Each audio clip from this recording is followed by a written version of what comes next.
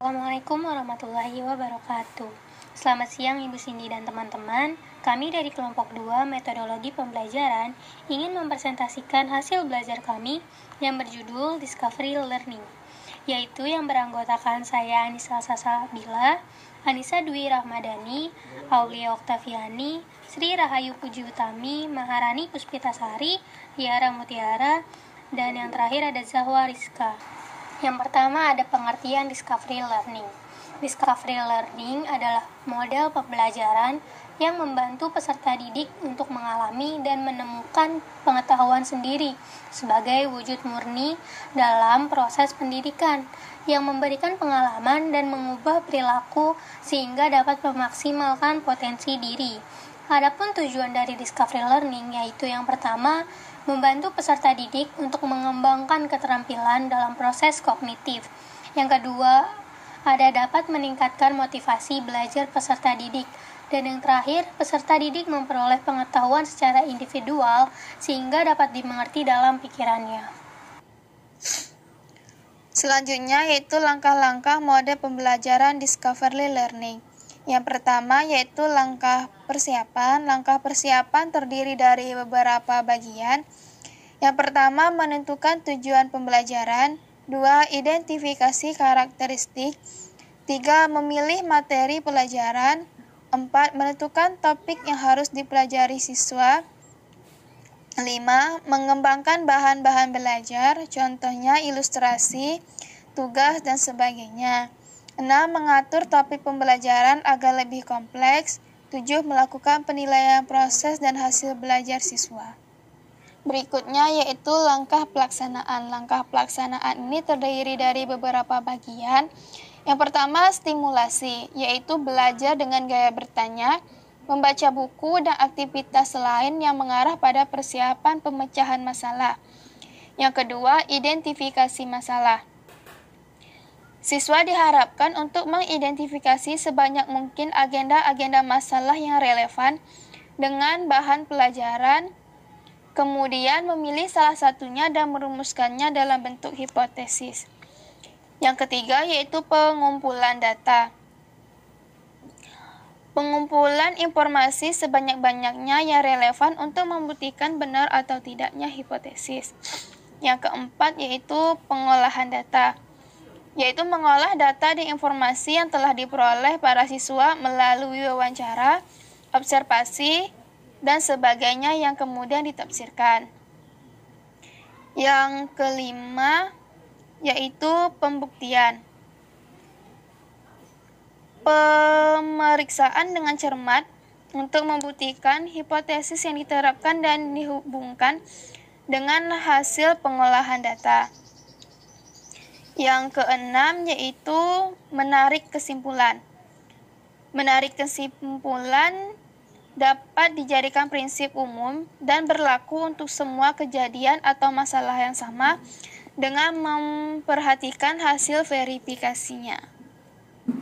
Adapun kelebihan dari model pembelajaran Discovery Learning ini, yang pertama, dapat meningkatkan keterampilan siswa secara kognitif. Artinya, membantu peserta didik untuk mengembangkan, melakukan kesiapan, serta penguasaan keterampilan dalam proses kognitif. Metode ini memungkinkan bagi peserta didik berkembang dengan cepat. Hal ini tentu tergantung dengan bagaimana cara belajarnya. Yang kedua, tumbuhnya rasa ingin tahu dan senang akan keberhasilan.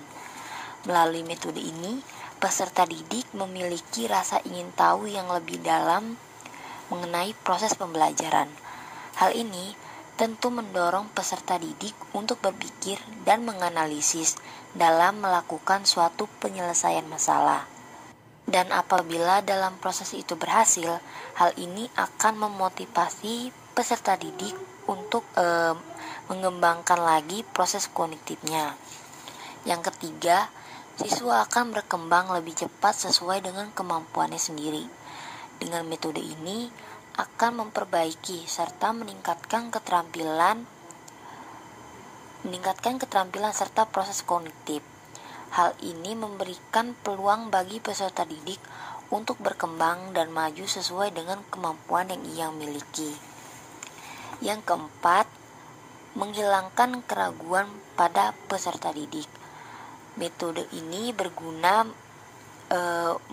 untuk membantu peserta didik dalam mengembangkan konsep dirinya, dan juga membantu peserta didik menghilangkan skeptisme atau keraguan yang ia miliki, karena proses pembelajaran yang dilakukan akan mengarahkan pada kebenaran yang pasti.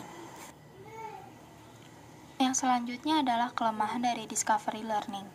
Yang pertama, tidak efisien untuk siswa dalam jumlah yang banyak. Hal ini dikarenakan guru akan kesulitan untuk benar-benar memperhatikan proses pembelajaran setiap siswa. Yang kedua, siswa dan guru yang telah terbiasa dengan cara belajar lama akan sulit menerima metode pembelajaran seperti ini. Yang ketiga, siswa yang kurang pandai akan mengalami kesulitan untuk berpikir dan akan berujung depresi. Metode ini menimbulkan asumsi bahwa ada kesiapan pemikiran untuk belajar, dan bagi siswa yang kurang pandai akan mengalami kesulitan abstrak atau berpikir atau mengungkapkan hubungan antara konsep-konsep yang tertulis atau lisan, sehingga pada akhirnya akan menimbulkan frustasi. Pengajaran discovery learning lebih cocok untuk mengembangkan pemahaman, sedangkan untuk mengembangkan aspek konsep, keterampilan, dan emosi secara keseluruhan kurang mendapat perhatian. Pengaplikasian metode pembelajaran discovery learning. Pertama, memberikan kesempatan kepada siswa untuk belajar secara aktif. Dan yang kedua, siswa dituntut untuk melakukan berbagai kegiatan, mengumpulkan informasi, menganalisis, serta membuat kesimpulan. Strategi belajar discovery learning mempunyai prinsip yang sama dengan inquiry dan problem solving atau kemampuan menyelesaikan masalah dan mengambil keputusan yang tepat. Yang membedakan hanya discovery learning ini lebih dihadapkan kepada suatu masalah siswa yang telah direkayasa oleh guru. Ciri-ciri model pembelajaran discovery learning. Yang pertama, mengeksplorasi dan memecahkan masalah untuk menciptakan, menggabungkan, dan menggeneralisasi pengetahuan. Yang kedua, pembelajaran berpusat pada siswa. Yang ketiga, kegiatan pembelajaran dilaksanakan untuk menggabungkan pengetahuan baru dan pengetahuan yang sudah mapan. Dan yang terakhir ada sistem penilaian. Dalam model pembelajaran discovery learning, penilaian dapat dilakukan dengan menggunakan tes maupun non-tes.